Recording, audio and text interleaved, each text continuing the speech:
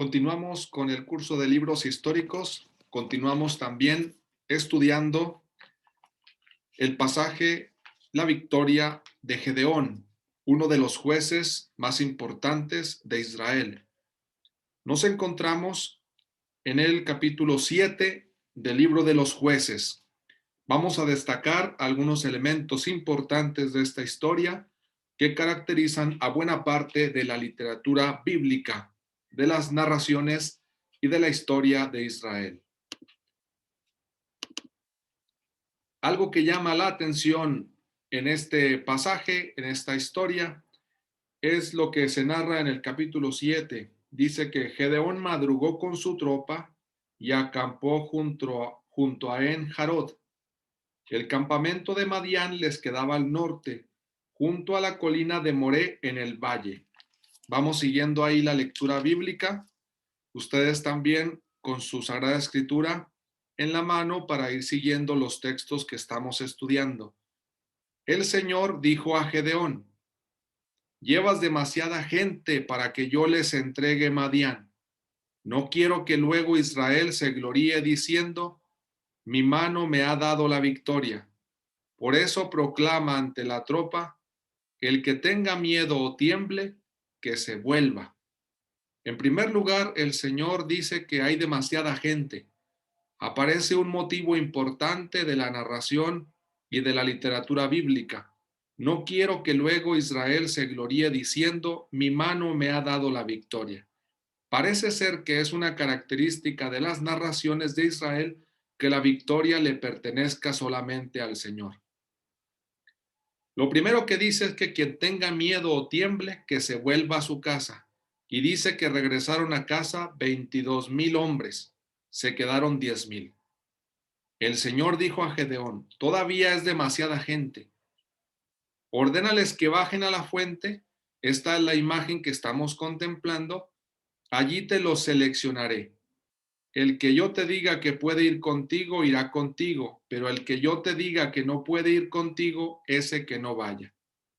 Gedeón mandó bajar a la tropa hacia la fuente, un río que estaba ahí cerca, y el Señor le dijo: los que beban el agua, lengüeteando como los perros, ponlos a un lado. Los que se arrodillen para beber, ponlos al otro lado. Los que bebieron lengüeteando, llevándose el agua a la boca, fueron 300. Los demás se arrodillaron para beber.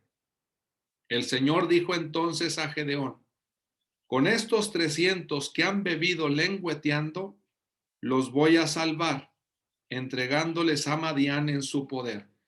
El Señor entonces, fijémonos cómo reduce el ejército de Gedeón. En primer lugar, dice que el que tenga miedo que se regrese. Y regresaron a casa 22,000 hombres y se quedaron 10,000. Y de los 10,000, cuando fueron a beber del agua, solamente 300 lo hicieron lengüeteando. Y dice que con estos 300, versículo 7 del capítulo 7 de Jueces, con estos 300 que han bebido lengüeteando los voy a salvar, entregándoles a Madián en su poder. Todos los demás que se vuelvan a casa. Es así como aparece esta historia de Gedeón, uno de los motivos más importantes dentro de la narrativa bíblica. La victoria pertenece al Señor, y entonces cuando hay demasiada gente es necesario hacer una reducción. Ya que hemos entrado de lleno a este relato, anotemos pues las situaciones más importantes, lo que estamos estudiando en esta historia. Gedeón lleva un ejército muy grande para luchar contra Madián. Tiene un ejército muy grande para luchar contra Madián. Y entonces el Señor dice: es demasiada gente. No quiero que luego Israel se gloríe diciendo: mi mano me ha dado la victoria. Mi mano me ha dado la victoria. Aquí está el asunto central. La victoria le pertenece a Dios. Vamos a revisar otras narraciones donde se acentúa este mismo aspecto. La primera de ellas está en el libro del Éxodo, donde acontece una de las victorias más importantes de Israel, la victoria sobre los egipcios. Pero fijémonos cómo dice en el capítulo 15, versículo 7 del Éxodo. Ahí ustedes también chequen en sus Biblias, dice, tu gran victoria destruye al adversario, tu gran victoria, tu gran victoria destruye al adversario. Por lo tanto, se acentúa desde el libro del Éxodo que las victorias pertenecen a Dios. Hay que poner mucha atención a esto. Cuando pasamos al libro de los Números, hay otro pasaje también donde se acentúa algo semejante. Vamos al libro de los Números, en el capítulo 21, versículo 2, dice lo siguiente. Entonces Israel hizo voto al Señor.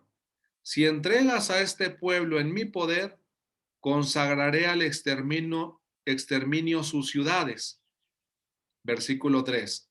El Señor escuchó a Israel, entregó a los cananeos en su poder, entregó a los cananeos en su poder. Nuevamente no aparece que Israel triunfe, no es la victoria de Israel, es el Señor quien entregó a los cananeos en su poder. Nuevamente, por lo tanto, aparece el registro de la victoria para Dios, no para el pueblo. O si el pueblo gana es porque el Señor entrega a los adversarios en su poder. Un texto fundamental para entender los libros históricos, teniendo en cuenta la hipótesis de la historia deuteronomista, es decir, que los libros históricos desde Josué hasta Segunda de Reyes se escribieron teniendo en cuenta las indicaciones del Deuteronomio, es importante fijarnos en lo que se denomina la ley sobre la guerra, que se encuentra en el capítulo 20 del libro del Deuteronomio. Deuteronomio, capítulo 20 y siguientes. Fijémonos lo que dice la narración. Abramos ahí la Sagrada Escritura, sigamos paso a paso lo que se va narrando. Dice en este caso, se le dice al pueblo de Israel, dice, cuando salgas a combatir contra tus enemigos y veas caballos, carros y tropas más numerosas que las tuyas, no les tengas miedo. Luego al inicio de la ley sobre la guerra se acentúa el hecho de no tener miedo. Fijémonos en esto porque la primera parte del ejército de Gedeón regresa a casa porque tiene miedo. Entonces la narración de Gedeón se enfrenta a este texto del Deuteronomio de alguna forma, pero en el texto de Gedeón lo que se intenta destacar es que a Dios le parece demasiada gente y tiene miedo de que efectivamente ellos digan mi mano me ha dado la victoria.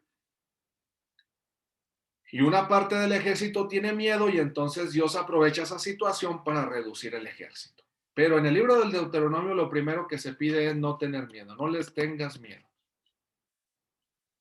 Porque el Señor tu Dios, el que te hizo subir de Egipto, está contigo, dice el libro del Deuteronomio. Cuando vayas a entablar combate, se adelantará el sacerdote para arengar a la tropa y les dirá, escucha Israel, hoy van a luchar contra sus enemigos. No se acobarden, no teman, no se desanimen, no se aterroricen ante ellos, porque el Señor su Dios está con ustedes, luchando a favor de ustedes y contra sus enemigos para darles la victoria.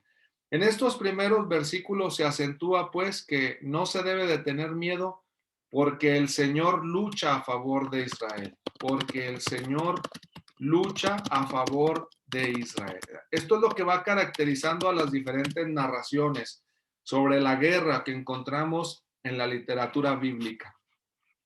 Continuamos la lectura de Deuteronomio 20, versículo 5. Después hablarán los jefes a la tropa y dirán, primero hablan los sacerdotes para animarlos, dice ahí el texto. Después hablarán los jefes a la tropa y dirán, Quien haya edificado una casa y no la haya estrenado, que se retire y vuelva a su casa. No vaya a morir en combate y la estrene otro. Esta narración es muy parecida a lo que sucede con Gedeón. Empieza a reducirse el ejército, es decir, aquí hay unas consideraciones que se tienen hacia algunos miembros del ejército. Dice que quien haya edificado una casa y no la haya estrenado, que se retire y vuelva a su casa. Versículo 6, ¿quién más? Quien haya plantado una viña y no la haya vendimiado todavía, que se retire y vuelva a casa. No vaya a morir en combate y la vendimie a otro. Y luego, tercera ocasión, tercera concesión. Quien esté prometido a una mujer y no se haya casado todavía, que se retire y vuelva a casa. No vaya a morir en combate y otro se case con ella. Por lo tanto, aquí aparece una casa nueva, una viña nueva y también una mujer nueva. Vamos a decirlo así. Y si hay una casa por estrenar, una viña también por estrenar y una mujer con la cual hay que casarse y se esté prometido, hay que regresar. No se puede ir a la guerra, pues es posible que se muera en combate y sea otro el que estrene la casa, la viña o se case con la mujer. Estas son algunas concesiones de guerra. En el texto de Gedeón son el miedo, en primer lugar, y luego la forma de beber, que se narra de acuerdo a lo que está ahí escrito. Es decir, si se bebe de rodillas, esos también salen fuera del ejército. Solamente los que lengüeteaban y que fueron 300 se quedaron para luchar contra Madián. Luego va dando más indicaciones el libro del Deuteronomio. Cuando te acerques a atacar una ciudad, primero proponle la paz. Todo esto son indicaciones de lo que propone la literatura bíblica. Es decir, se empieza por la paz y si no se acepta esta propuesta de paz, pues ya vendrá entonces la guerra. Podríamos seguir leyendo detenidamente este capítulo. Únicamente hemos querido ilustrar las concesiones que aquí aparecen y que de alguna manera también son concesiones que se pueden ver en el caso de Gedeón, pero no son concesiones nada más por hacerlas, sino que tienen que ver con la idea de que el Señor dice que hay un ejército muy grande para luchar contra Madián. Seguimos en el mismo argumento. No vaya a ser que digan, mi mano me ha dado la victoria. Ojalá que vayamos siguiendo pues la dinámica de estos textos para comprender. Los invito a considerar un texto que es posterior o viene más adelante del libro de los jueces, pero que tiene una dinámica similar. Este texto se encuentra en el primer libro de Samuel, capítulo 14. Ahí ustedes pueden ver también que estamos en otra guerra. Estamos en la guerra entre Saúl y los filisteos, o Israel y los filisteos. Y en esta guerra hay, en este caso, dos personajes. Dice que Jonatán, hijo de Saúl, le dijo a su escudero, así empieza el capítulo 14 del primer libro de Samuel: acerquémonos hasta el destacamento filisteo al otro lado de la cañada. Pero no se lo dijo a su padre. Saúl se encontraba entonces en las afueras de Gibea, bajo el granado que estaba cerca de donde trillaban el trigo. Su tropa eran unos 600 hombres. Fíjense, se da aquí el número. La tropa es de 600 hombres. Ahí están ya esperando para iniciar la guerra. Pero Jonatán y un escudero están haciendo otro plan. Y dice, Ahías, hijo de Ahitub, hermano de Icabod, hijo de Finés, hijo de Eli, sacerdote del Señor en Silo, llevaba un efod. También hay la presencia de un efod que acompaña esta guerra, una especie de signo de la presencia de Dios. Y dice, la tropa no se dio cuenta de que Jonatán se alejaba. Empieza a alejarse Jonatán. A ambos lados de la cañada que Jonatán intentaba pasar para llegar al destacamento filisteo había dos salientes rocosos. Se describe la situación geográfica o el espacio geográfico. Uno se llamaba Bosés y el otro Sene. Uno se erguía hacia el norte frente a Micmas y el otro hacia el sur frente a Gibea. Y aquí viene lo importante, lo que estamos siguiendo. No se pierdan, sigamos la pista de la clase. Jonatán dijo a su escudero, versículo 6, muy importante. ¿Qué le dice Jonatán? Vamos a pasar hacia el destacamento de esos paganos. A lo mejor el Señor nos da la victoria. Afirmación importante y fundamental. No le cuesta salvar con muchos o con pocos. No le cuesta salvar con muchos o con pocos. Atención, dice que el Señor da la victoria. Permanece la misma dinámica que hemos estado considerando. El Señor da la victoria. Eso piensa Jonatán y eso le dice al escudero. Aquí está una diferencia con el relato de Gedeón, porque en este caso aquí se dice que no le cuesta salvar con muchos o con pocos. Pero en el caso de Gedeón, la narración que estamos estudiando, el Señor prefiere salvar con pocos. Volvemos a la dinámica inicial, pues no vaya a decir Israel, mi mano me ha dado la victoria. En estos relatos, por lo tanto, donde hay una guerra o una especie de guerra, aparecen casi siempre, digamos, como parámetro común de estas narraciones que la victoria le pertenece al Señor. Luego ya se oscila entre la manera en que sucederá esa victoria. A veces se insiste en no tener miedo, a veces en el caso de Gedeón, el miedo hace que el ejército se reduzca.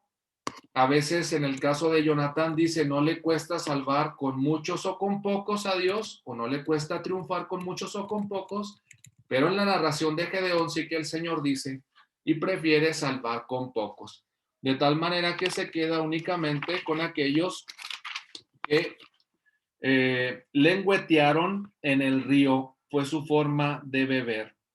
Dice así en la narración de Gedeón. Volvemos al capítulo 7 de Gedeón para seguir la narración y cómo viene el triunfo.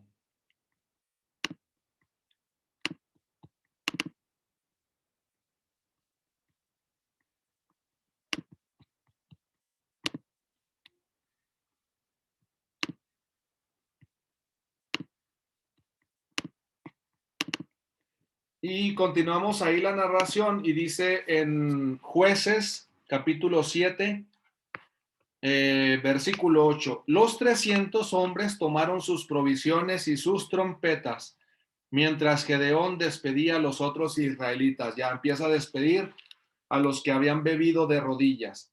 El campamento de Madián les quedaba abajo en el valle, y el Señor habló a Gedeón aquella noche.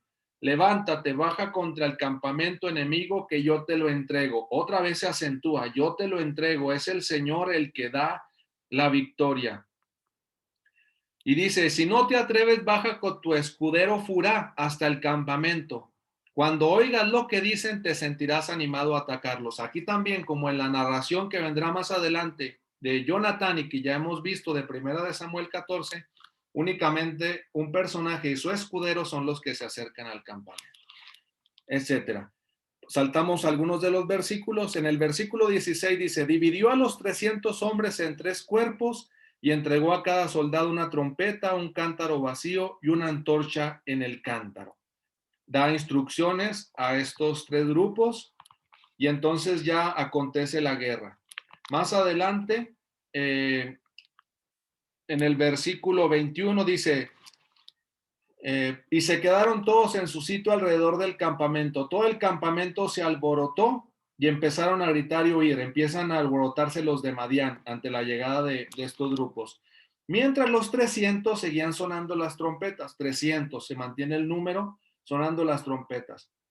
Esto provoca que se acuchillen unos a otros en el campamento de Madián y dice, y huyeron hasta Bet-Sitá, en dirección a Sartán, hasta la orilla de Abel Mejolá, frente a Tabat.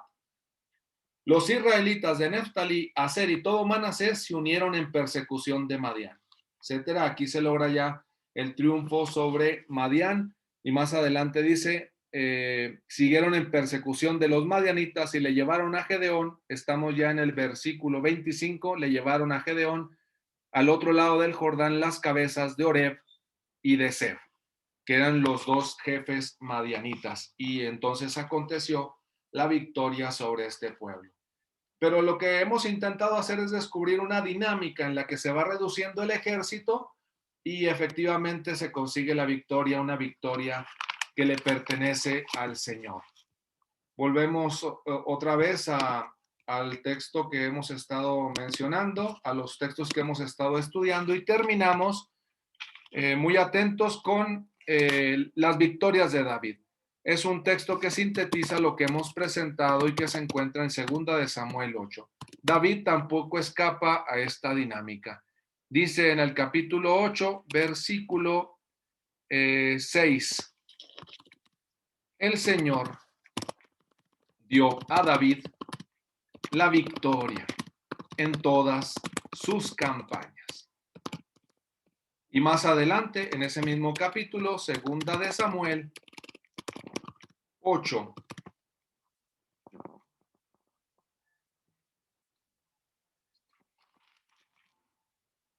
14, ahí pueden ustedes revisar en su Biblia, dice nuevamente, el Señor dio a David la victoria en todas sus campañas. Nuevamente, la victoria es del Señor. Acentuemos esto, que es lo que hemos intentado descubrir en la narración sobre Gedeón y cómo con más menos, porque cada narración tiene su riqueza, va a dar a conocer la manera en la que la victoria efectivamente pertenece al Señor. Sea, como hemos dicho, a veces, aunque se insista en no tener miedo, como en el Deuteronomio, a veces también teniéndolo, e incluso por la forma de beber el agua en un río, o también un poco diferenciándose de lo que dice Jonatán a su escudero, el Señor no le cuesta salvar con muchos o con pocos. En el caso de Gedeón, prefiere salvar con pocos. Y entonces solamente fueron 300 los que derrotaron a los madianitas. Vamos descubriendo pues elementos de las narraciones bíblicas que nos sirven para reconocer efectivamente que la victoria pertenece al Señor y no al pueblo de Israel.